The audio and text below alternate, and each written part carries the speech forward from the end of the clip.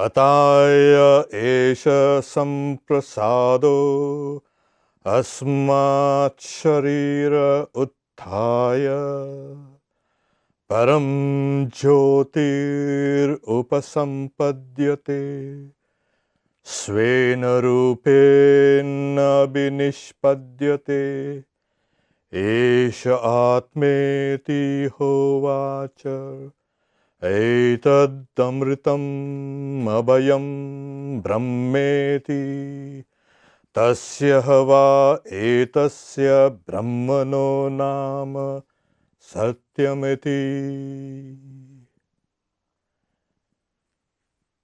Then this one who is fully serene, rising up from this body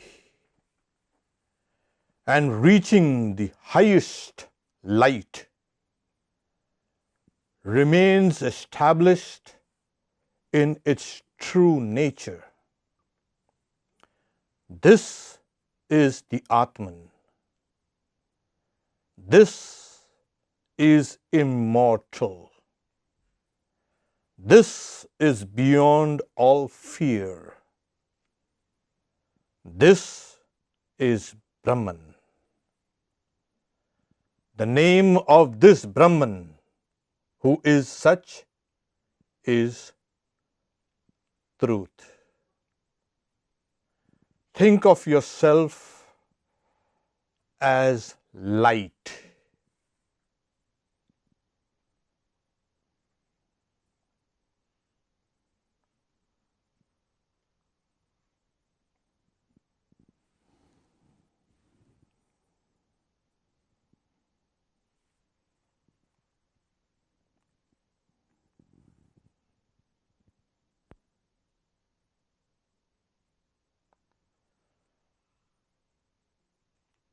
Om, peace, peace, peace. Shanti, shanti, shanti.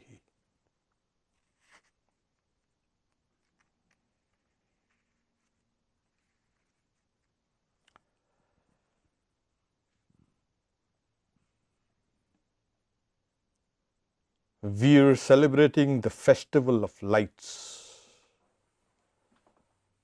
It extends for 4 or 5 days.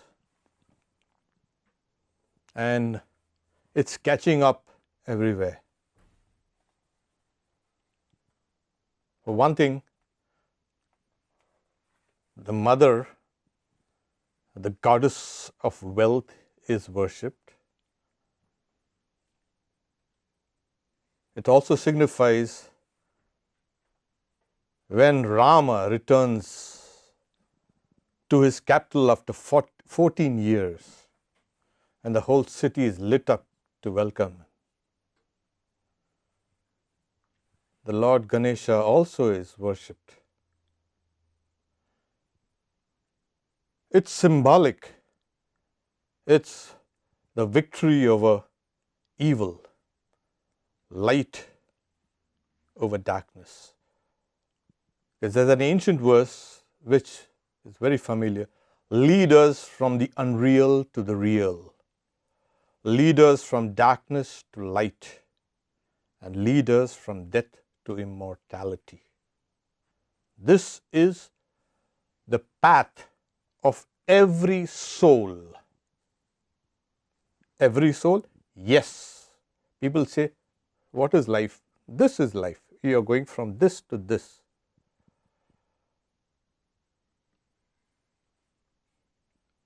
Worshippers of the goddesses, especially Kali, they worship Diwali as Kali. Okay? She is that dark goddess, black. No, she isn't. She is actually light. Sri Ramakrishna says, when you see her from afar, she appears dark, like the sky. It appears blue. But close up, the sky has no color. So Kali, when seen from afar, she is dark. When seen up close, she is without color. So she is light and she appears dark. That implies that the universe also is light,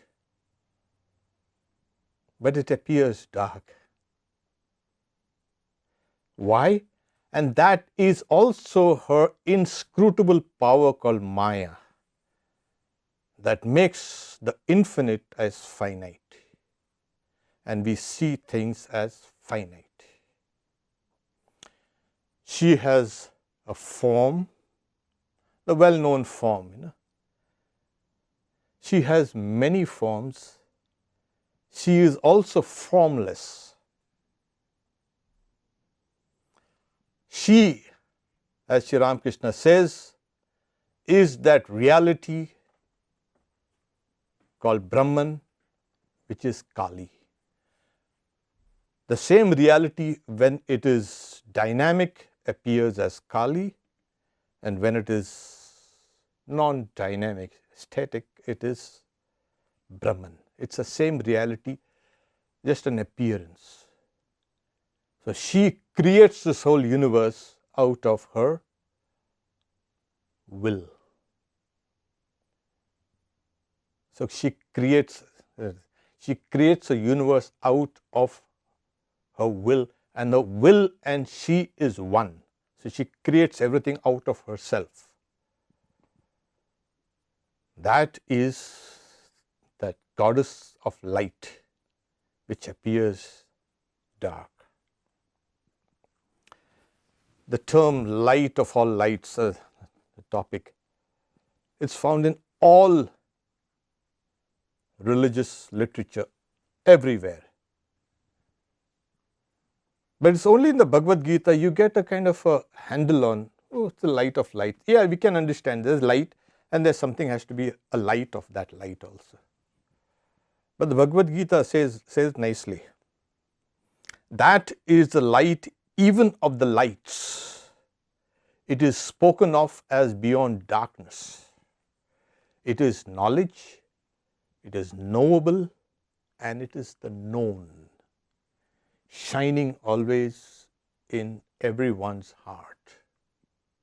This is this light of a light. Because we don't need to conceptualize this light outside. This is one of the fundamental tenets of Vedanta. You've got to internalize everything, including this whole universe. You can't go around searching for truth outside. It's difficult. It's better you can search for truth inside. So all your religious and spiritual concepts have to be internalized. And this also, that's what Bhagavad Gita is saying.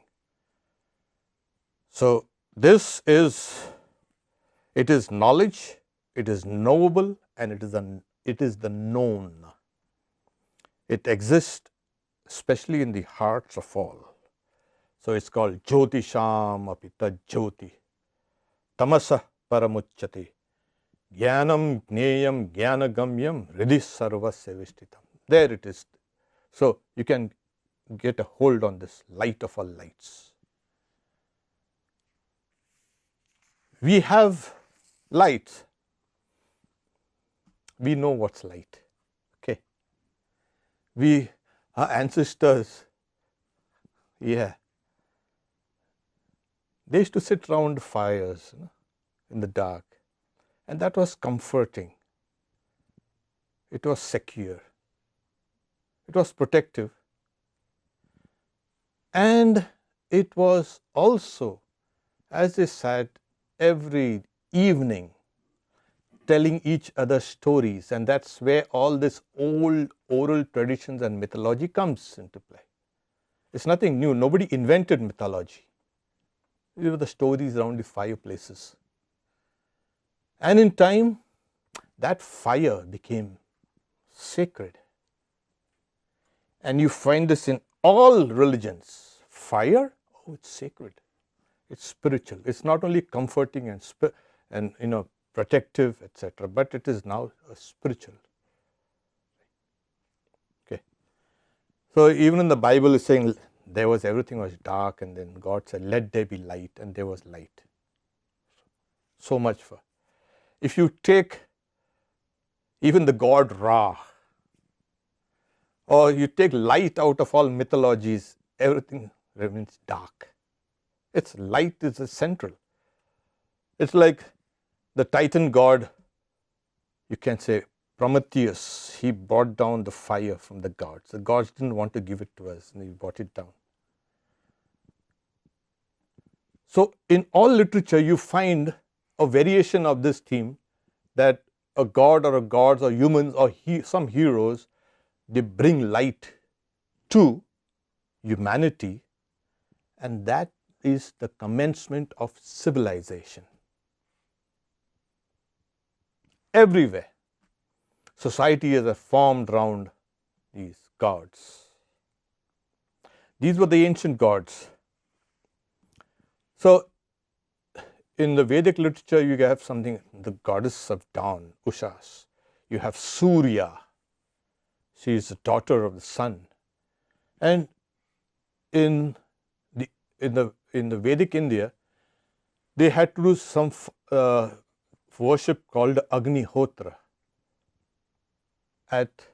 In the morning, in the afternoon, and the evening, and it was incumbent on everyone. Agni and Hotra. Agni is fire, the fire sacrifice. Don't get worried about this Indo-European Sanskrit terms, Agni and all that. It's nothing but ignition, ignition, all these, it comes from that word, Agni. Yeah. So, that being said, when you see people, sometimes you see the eyes like bright and flashing, and especially when you say something to somebody and the eyes flash and sparkle. That's a light of understanding. Of course, when you're furious, you're raging, your also eyes start blazing. Yeah. And then you can understand a person, like the eyes are called the windows of the soul. Yeah, you can see out through the window, and the world also sees you, what is there. It's a two-way traffic, always. So, see, the eyes have, like even the Bible says, the eye is, as they say, eye is the lamp of the body. Therefore, if your eye be sound, your whole body will be illuminated. So when you are depressed and beaten down, you can see it in that person's eyes. Look at his eyes and you'll see. So it is in a way you, symbolic of you. So in the old days, we understood that there was a connection first between you and light. There's no doubt about it. It's not only human beings, but plants and even down to the fungi. They are all moved by the circadian rhythm. Nature has evolved us according to light and its absence. There's no doubt about it. We thought it was kind of just old kind of myths. No, we evolved, the entire nature evolved us and all living beings according to the rhythms of the day and night, light and darkness. And we know that it's not only impelling your, you can say, endocrine, and you can say the biological and mental health also depends on these circadian rhythms. It is the rhythm of your body and your mind as well as the world outside. That was clear. So life itself evolved along with light. Yeah, fascinating when you think about it. Yeah. And of course, we've disrupted these, you can say, these rhythms, yeah, and we are paying a price for it. We know what's the price. So these, just to go around to the modern theories of light, okay. First, the study of light is known in physics as optics. Okay.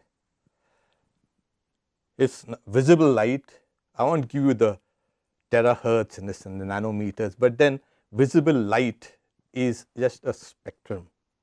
It is nothing but electromagnetic radiation, and which also includes in the radiation X-rays and gamma rays and radio waves and microwaves. The whole thing is electromagnetic radiation, which is one of the fundamental forces of nature. Okay. So visible light is only a small bandwidth where we can see, and that also is, it is a spectrum. What light is? We don't know what it is.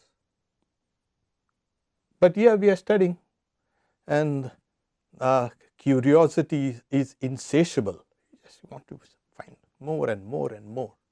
What is this light? Distance is measured in light. Light, well, whether it's a particle or it's a wave, yeah, it's both. Really? Yeah, contradictory. And it's carried out by a massless elementary particle called a photon. What? Does have something have no mass and yet exist and yet gives light? Yeah, that's what it is. But so light is nothing but, it's nothing like E is equal to mc. That's a c there. And what is energy? Twice the speed of light. Like I said, distance is measured in terms of light. It is one of the fundamental constants of nature. It has huge implications. Nothing can go faster than the speed of light. Yeah, until recently we found that there is something that called quantum entanglement, but we won't go into that. Einstein tried to fight it, but as we know, the Nobel Prize was given to those who proved Einstein wrong,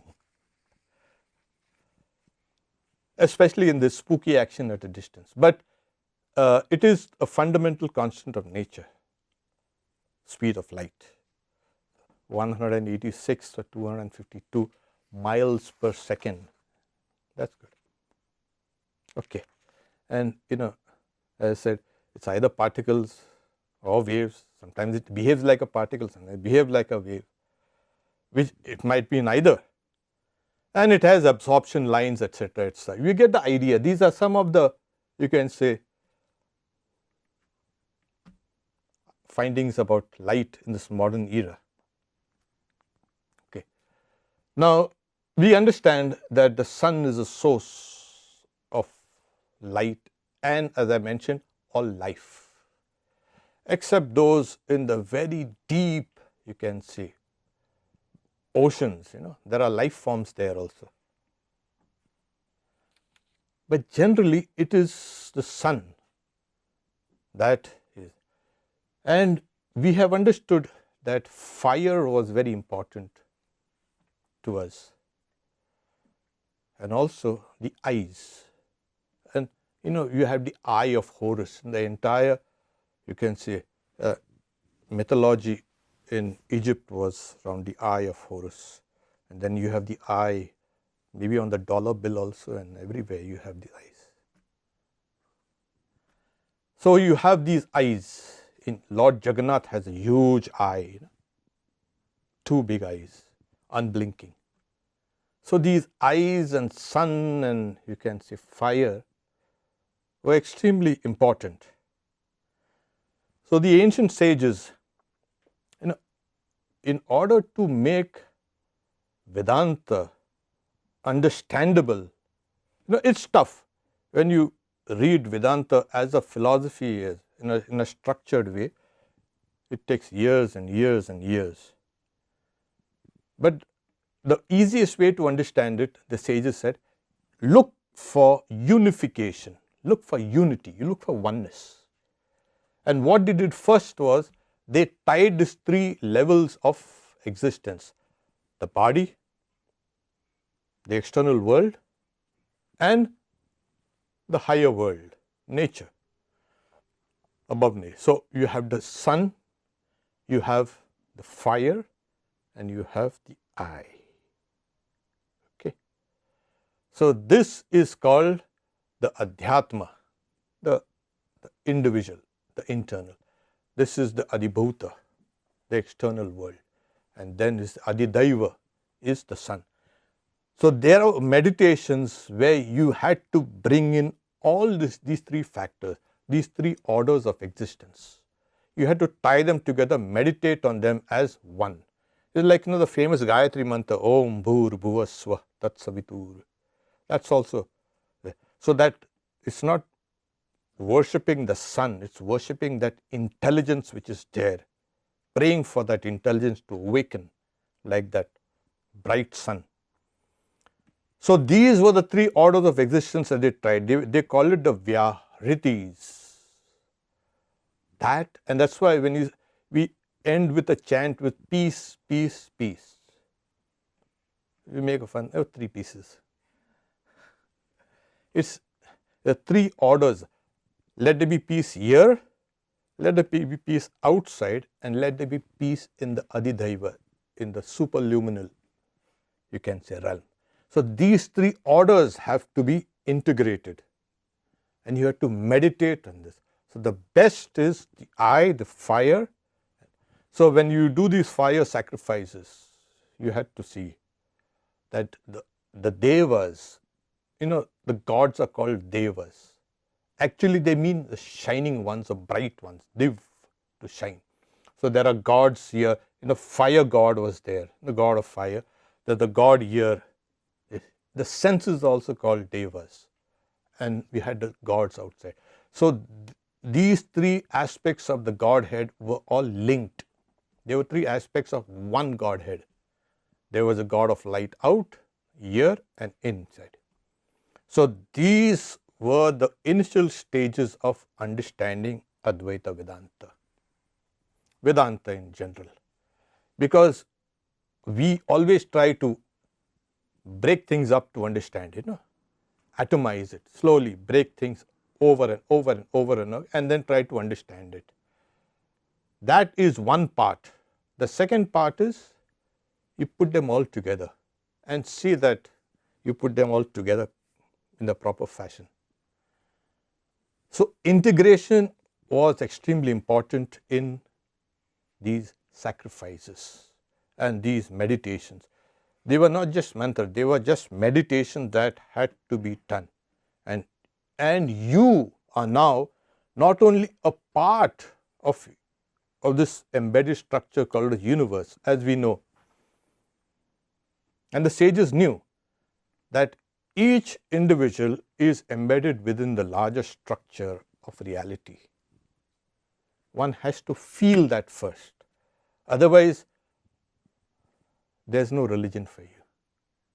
Otherwise, the religion will only be kind of self-serving. It will be selfish. And religion should make you broad and embrace the entire universe. Oh God, I've got headache. Please cure my headache. I've got a stomachache. I've got this, I've got that problem. God kind of, he looks, oh, this guy is coming to ask. God would run away. So, this was taking that God whom you are praying to, pulling that God and putting it down into things that you are familiar with. This is a practical God. And that's the reason why they put it all in these fire sacrifices which connected the entire thing. So it is a symbolic representation of the whole universe. So what you are doing is you're offering oblations to all the living beings. You're offering oblations to all the living gods. You're offering oblations to the entire nature. It is a symbolic representation of creation. It is not I do it for me. No, you don't do it for you. You do it for the entirety. So what happens is you become broadened, and you can understand now, okay, now everything is connected to me and I am connected to everything. So the idea of selfishness, etc., will automatically go away, because the Vedanta does not talk about selfishness and all that. What is this? The kind of, it shouldn't be there at all if you are going to be properly spiritual or religious. Okay. So the ancients understood these concepts and they tried to make it practical. You have to do something which symbolizes your connection with everything. And as I said, the connection is light. Everything is nothing but congealed or condensed light. Well, it looks kind of odd, but then take for instance, just as a kind of a side note, we're all talking about Kundalini, and you can say Sushumna and this and that, Kundalini Yoga. And so these are psychic centers of different colors. The Sushumna itself, the thin channel, is nothing but a very fine, a super fine thread-like channel which runs, it's golden in color, which runs down the entire, you can see, spinal column, but not in the spinal column, it's somewhere there. It's in the psychic, in the subtle body.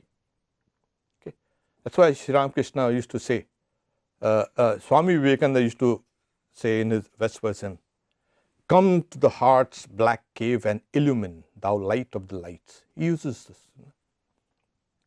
The 1,000-petal lotus in the brain is nothing but light.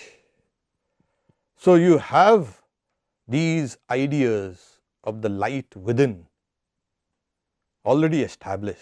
So if there's a light outside, there has to be a light within also, and there has to be a light of that light, and that is what is searching for.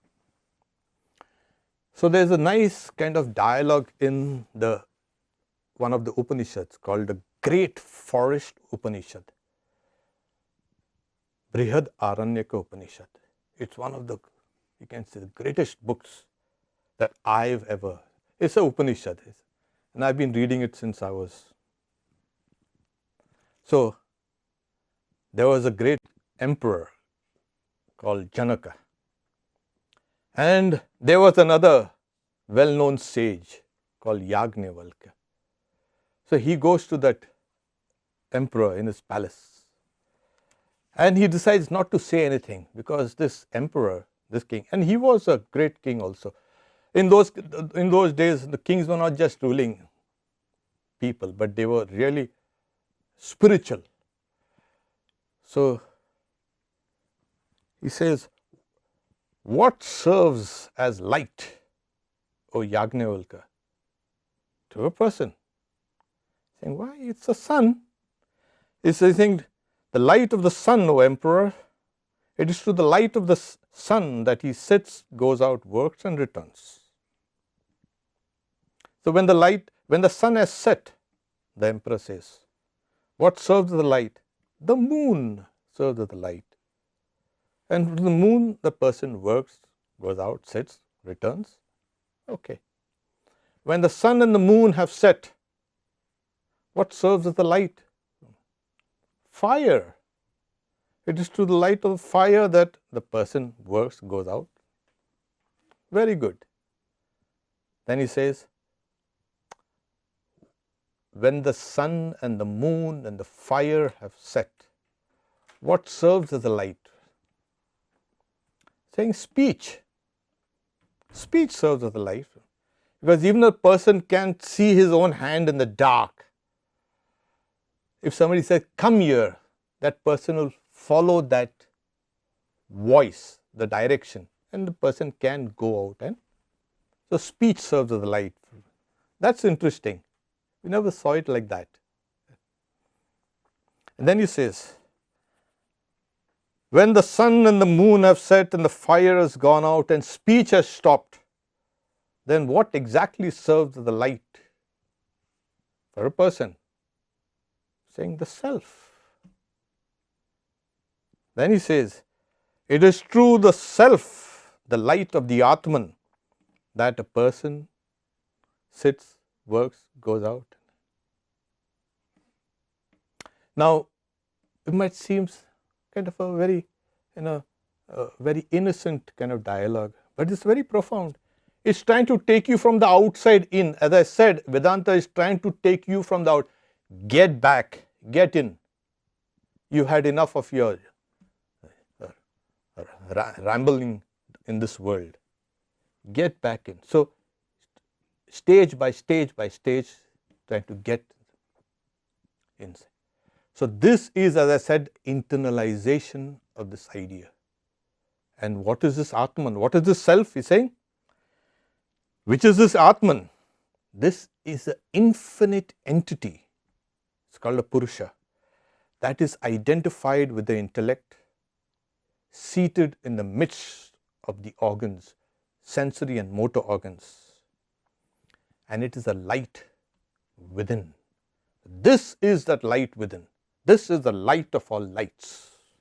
I think you got the idea. Shankaracharya in his great commentary on this Upanishad says, therefore we conclude that there is a light within us other than the body and within it, and that is the Atman. So what is the light of all lights? The light is the reality called the Atman. Okay. This being said, okay, now still it's very philosophic. Let's get down to some of the things that we we can understand. In the same Upanishad we have saying that radiant infinite being. He speaks about us, that we are that radiant infinite being. And it also says, in that state, O king, the person becomes the light. And I've been, all through my meditation, I've been trying to inculcate this idea, that there's a light within, there's a light within. If you notice, in that state, the person becomes a light. We are talking about Kali, the great goddess, as light. The universe, which is her creation, is light, but it appears dark because of that inscrutable nature of Maya. Okay. So one night in Dakshineshwar, Hriday was Sri Ramakrishna's nephew, in a loose sense of the term. Yeah, he used to call him uncle. So one night he saw Sri Ramakrishna going to the pine grove. There was the pine grove in the Dakshineshwar. And since he was serving Sri Ramakrishna, he thought maybe he'll need some of my services. So he followed him at a distance. And as he was following, it was pitch dark. He went along with a kind of a lantern. But Sri Ramakrishna was walking. And then Hriday started rubbing his eyes over and over. He's seeing Sri Ramakrishna as luminous. His feet are not touching the ground at all. And he kept on, is it an optical illusion? It's an hallucination? He can't believe. And then he's so puzzled. The entire body of Sri Ramakrishna just luminous as walking. And then he looks at his own body and he says, it's light. And he was so thrilled. Say, uncle, we are not ordinary beings. We are made of the same substance, because he saw that light and that the light of Sri Ramakrishna as kind of the same nature. And he says, let us go and let us free people from their bondages. And he kept on making a big racket, shouting this thing. Let us go and liberate people. And Sri Ramakrishna quickly comes and touches him and makes him dull once again. He sees himself as the body. Why did he do that? He just couldn't be consoled. So why did you do that? Why did you do that? So you're making such a big racket. You're shouting so loudly. All the temple staff and the guards will come. They'll say, what's happening? I go through so many experiences. I don't make up such a big noise out of it. So Hriday was weeping and weeping and weeping. Like, you've taken this away from me. Saying, I never said you won't get it again. You will later. So that was an assurance he got. So that was the first idea that we get of that we are the light. When Sri Ramakrishna was in his initial years doing the puja of the mother, he used to wonder, are you real? Are you real? I don't seem to. And he's saying, many sages have seen you, and why don't you reveal yourself to me? And that anguish of the soul was could not be contained at all. So one day he rushed to the wall which had a scimitar, that kind of sword.